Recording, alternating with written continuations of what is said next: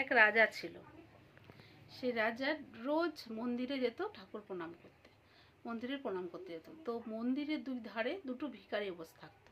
প্রত্যেক দিন রাজামশাই দেখতো। বাদিকের ভিখারিটা সবসময় ঠাকুরকে ডাকতো, হে ঠাকুর, আমাকে অনেক ধন সম্পদ দিও, আমাকে বড়লোক করে দিও, এই গরিবটা আমার দূর করো। আর ডান দিকের ভিখারিটা বলতো, হে রাজামশাই, আমাকে কিছু দান করো, হে রাজামশাই, আমাকে কিছু দান করো। এই করতো। তখন রাজামশাই প্রত্যেক দিন যেত মন্দিরে, তো প্রত্যেক দিন একই কথা শুনতো। দুটো ভিখারি এরকম বলতো। বাদিকের ভিখারিটা ঠাকুরকে ডাকতো, ঠাকুর, আমাকে এই গরিব দূর করো, আমাকে সুন্দর করে দাও, যাতে আমাকে ভিক্ষা করতে না হয়। আর ডান দিকের ভিখারিটা রাজার কাছে চাইতো, হে রাজামশাই, আমাকে কিছু দান করো।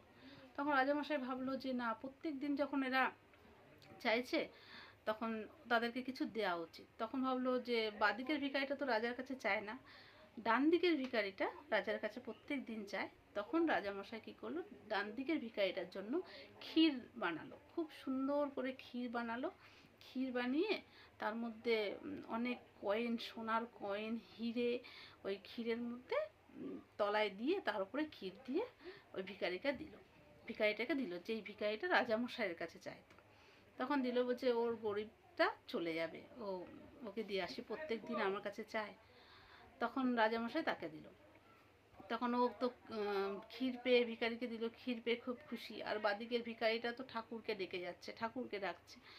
তখন ও বলছে, তুই ঠাকুরকে ডেকে যা, ঠাকুর কিচ্ছু করে না, আমাকে দেখ, আমি রাজামশাইকে ডেকেছি, আজ রাজামশাই আমার জন্য ক্ষীর নিয়ে এসছে।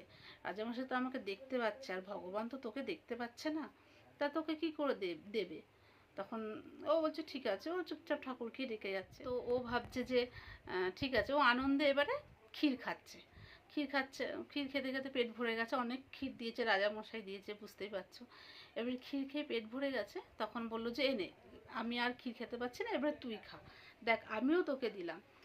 দিয়ে ওকে ক্ষীর দিয়েছে, ও খায়নি, ও ঘরের বাড়িতে নিয়ে গেছে তার পরিবারের জন্য। দিয়ে ঘরে নিয়ে গেছে, যখন ক্ষীর খেতে গেছে, খেয়েছে কিছুটা, খাওয়ার পর তো রাজামশাই তো তাকে কয়েন আর হীরা দিয়েছিল ক্ষীরের নিচে। তখন সেই কয়েন হীরা সে পেয়ে গেল।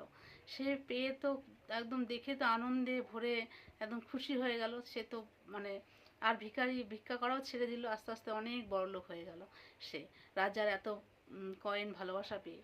তাই এখানে এটাই বোঝা যাচ্ছে যে ঠাকুর কখন কোন রূপ দিয়ে কাকে দেয় বোঝা যায় না, কেউ পেয়েও হারায়, কে না পেয়েও তো পাই না।